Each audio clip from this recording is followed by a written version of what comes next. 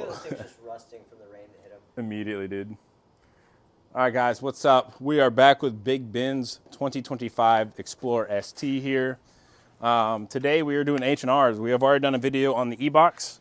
It's gonna be the same thing, just different brand. Not quite as low as the Ebaichs, but there's always brands. Everyone always hits me up what brand lowering spring to go with, right?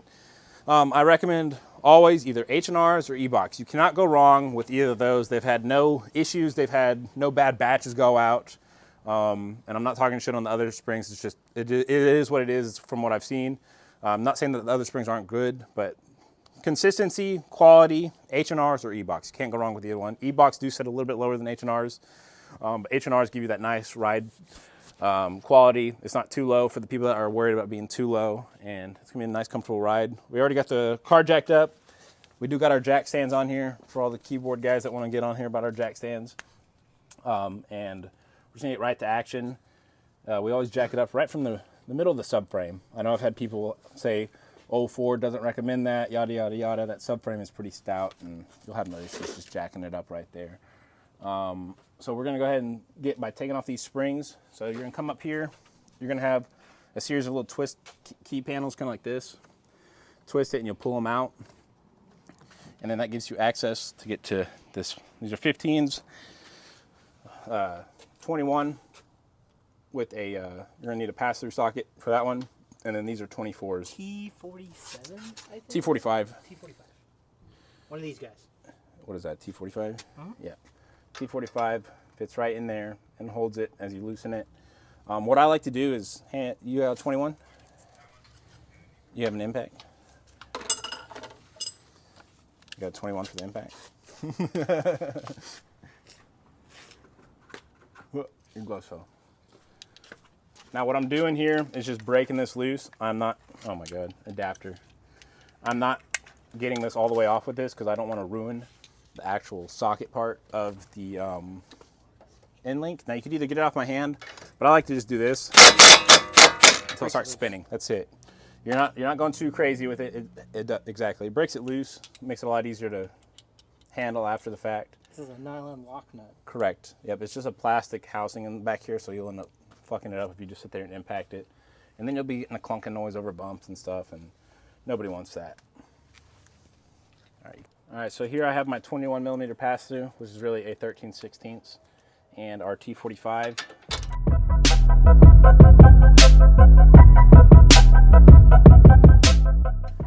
And it's off.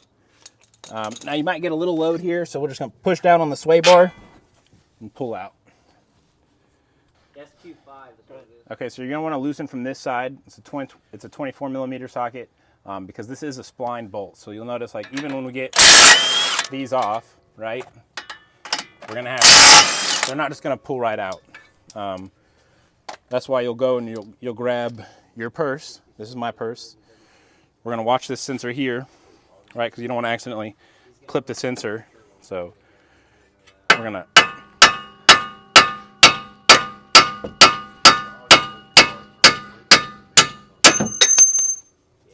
It's splined, they'll shoot out. You got a lot of meat here that Ford leaves for you to actually bang it out like that, so don't worry about it. And then we'll get this bottom one out here.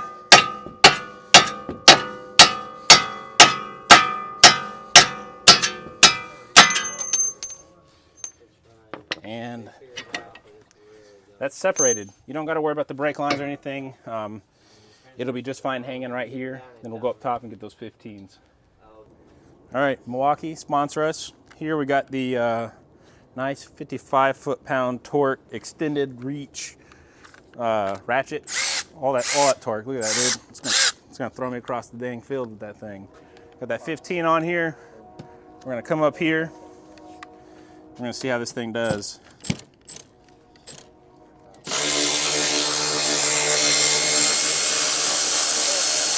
Look at that thing making short work of these bolts. Great. Let's see, come on. Gotta get it on there.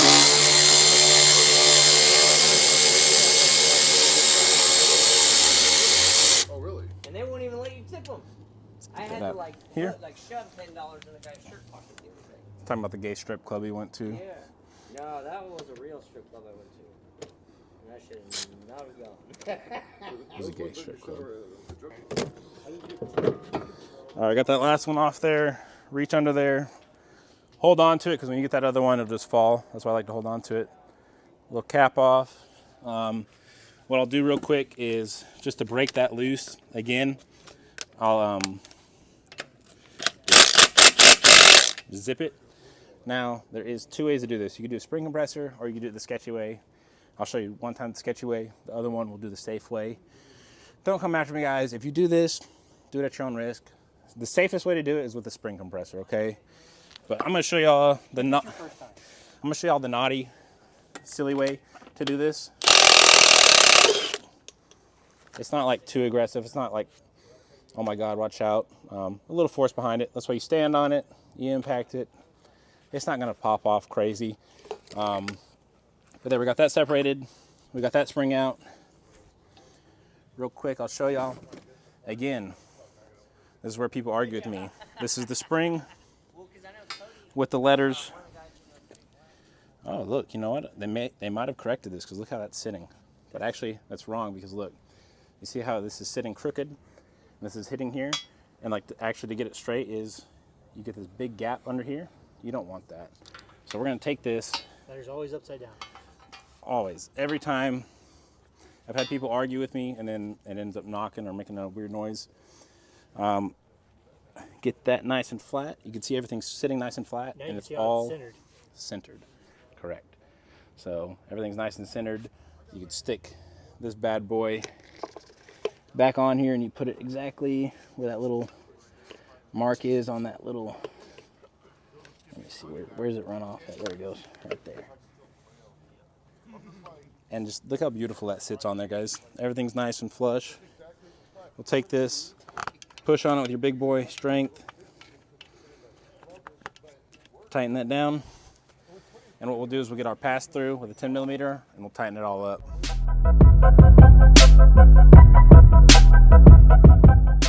So it magniflows like Bam. Everything's like it should be, sitting on there nice and pretty. We'll stretch that down, make it fit. But first, what I'll do is I'll slap this bad boy back up in here.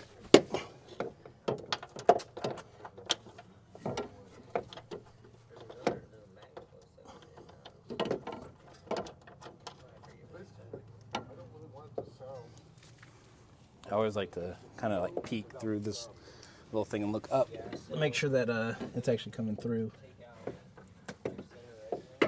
Now what I'm gonna go up here. Go ahead and that's a tough spot to get to, guys. So what I'll do is I'll just pull up on this harness a little bit here. Chris is making a new best friend over there, guys. Big Ben. Big Ben. Maybe he's gonna get batteries. There'll be batteries. If you know, you know. Batteries for something else. Yeah. Inside jokes. Damn it! Now we can get put on YouTube. God dang. He's gonna rip my arm off.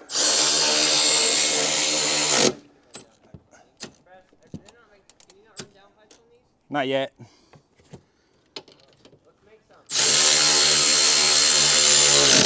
We could. We just need a lift. Ben's. Okay. All right, so you're gonna get under here, lift up with your big boy hands, get everything lined up. Bolts go a certain way. Yep. Same way they punched out. And get this bottom one in. And I was able to push down on the sway bar to get that on. Put these 24s, and since they're splined, you can either tap them in or just suck them in with the impact, which is what I really like to do.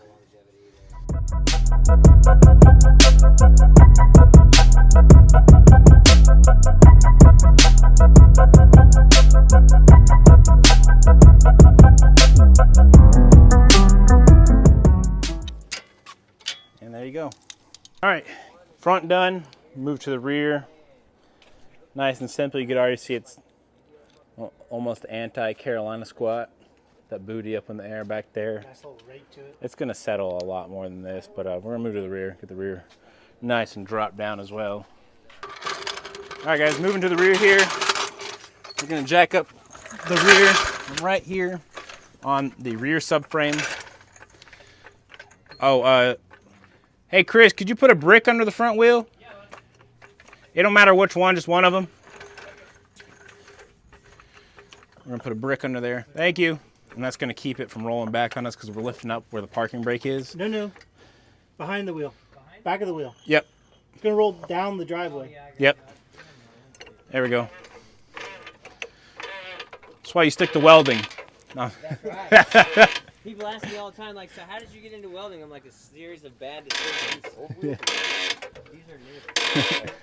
They're like... All right, guys, so we're going to reach up in here. On the 25s, it's going to be a 13, and it's going to be right above this. So I'm going to make sure that we are on that bolt, like so. Then we're going to get up under here. I'm going to get my little spray lube real quick. It's going to start raining. All right. Lube your hanger holes, guys. I'll lube those up. And that's gonna help us kind of just push that out.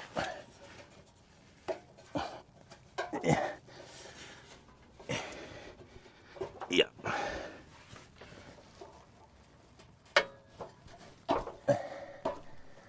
All right, got both of those out. Push up and unlatch the exhaust. Same with that side. Ready? Can you unlatch that real quick? All right, and we're just gonna let it hang here. That gives us access to go ahead and drop here and here. So there's gonna be a 13 and then a 21. And this will allow us to drop down the rear of the subframe and let the rear springs fall out. The great part is Ford changes sometime in 2023 and up. The heat shields are actually a lot smaller. On the older ones, you had to remove a lot of the heat shield to access this stuff, but on these you don't. So we got the 13s here. That torque wrench is putting in work, guys. Let's electric ratchet. All right, and lay that gently down. And we're gonna go to our 21s and you see that they're right here. Now, mind you, we still have the jack here supporting the diff or the whole subframe. The car is on the jack stands, but this is supporting the diff to keep it from dropping. Then did this other 21 here.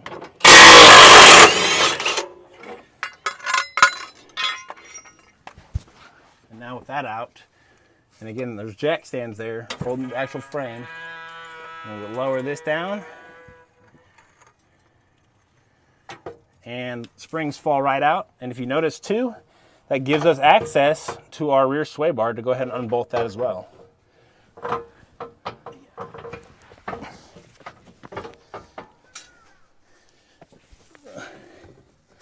Yep. Okay. All of the front went a certain way, right? Because of the lettering. This lettering faces the right side up. And you can see that this is actually a progressive spring. And what I mean by a progressive spring is you can see the coils are generally tighter here and looser down here. Also, something to keep note of, this is a flat bottom, right? You see how flat that is? And then you see how that is rounded, right? So when you take out the other spring, you'll notice that it sits flat on the bottom, hence flat. Again, no edge. It's a rounded edge. So these go in the proper way with the letters facing up. Keep that in mind. And we're just gonna slip these in. You're gonna use the OEM rubber isolators. They literally just clip back on into place. Make sure that's seated down there. If you wanna come over here, I'll show you real quick. This is something I guess I don't really cover in too many of my videos. And you can see here, one time being flat, is you'll have this lip right here. And you'll see how it edges. So sit that all the way flat. We'll put the spring in. And you twist until that spring hits there and it doesn't move anymore. And then what we're gonna do is just kind of shove that up there. That's gonna hold, and then you'll be able to jack up everything back into place. Everything should be sitting to where it needs to go. Yep. I got it. It just feels natural. God, this jack sounds like shit.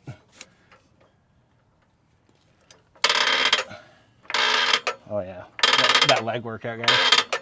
It sounds like the Titanic's sinking. Yeah, we might be going to Harbor Freight for a new jack. Okay, I think I'm jacking up the whole rear end now.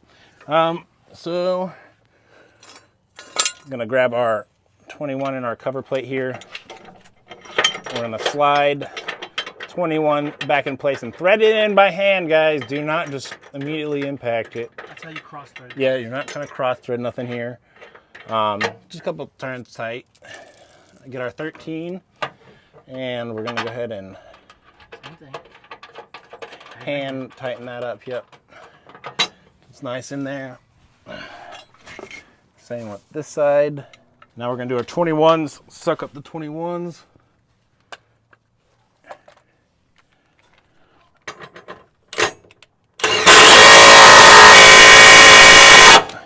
Again, just tightest setting on your impact and go until it stops spinning. All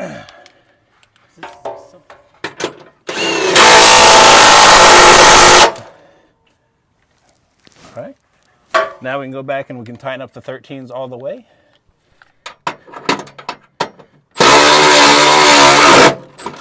And just until it stops, guys. Again, you're not, if you have a big impact, careful. I've seen people snap them. That's it. Those are just literally to kind of hold that bracket. It's nothing crucial. So no need to make those tight and snap them. And now what we'll do is we'll go ahead and come back up here. We'll hook our exhaust back up into place.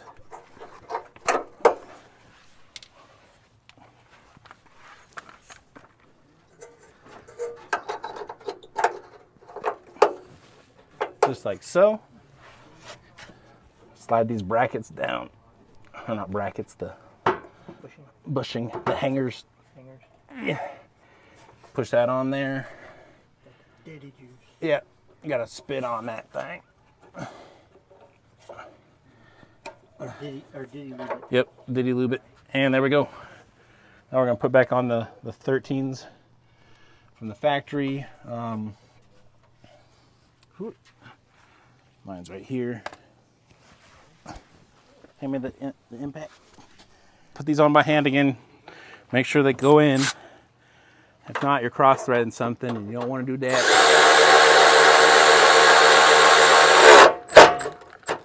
After the sway bar's tight, wheels are on. Yep, that's it.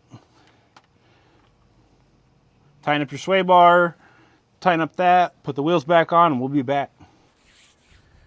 All right, guys, and it is that easy to throw on these Ebaichs. I think it took us a whole hour and a half, maybe, while recording. H&Rs. Oh my God, dude. H&Rs. I'm so used to throwing them in the Ebaichs now, though, but H&Rs, made in Germany. These are a great drop. Again, I always recommend either H&Rs or Ebaichs. Can't go wrong with either. Install is the same for pretty much any spring on the market. I haven't found a spring that's drastically different, like when you're installing it or anything. Super simple. If you follow these videos, you can get it done in 2-3 hours flat. That's all. Having the right tool helps. And yeah, guys, it's looking good. You could grab Ebaichs springs right off of HoustonSpeedFreaks.com. I am working on carrying the H&Rs on the website as well, so those will be coming soon. So you should be able to grab either or from us. Gives it a nice little track stance. And then next, getting wheels and tires will just help kind of bring that out. Or you can do spacers. A lot of people like to do spacers. Anyway, guys, love y'all, appreciate y'all, and until the next one.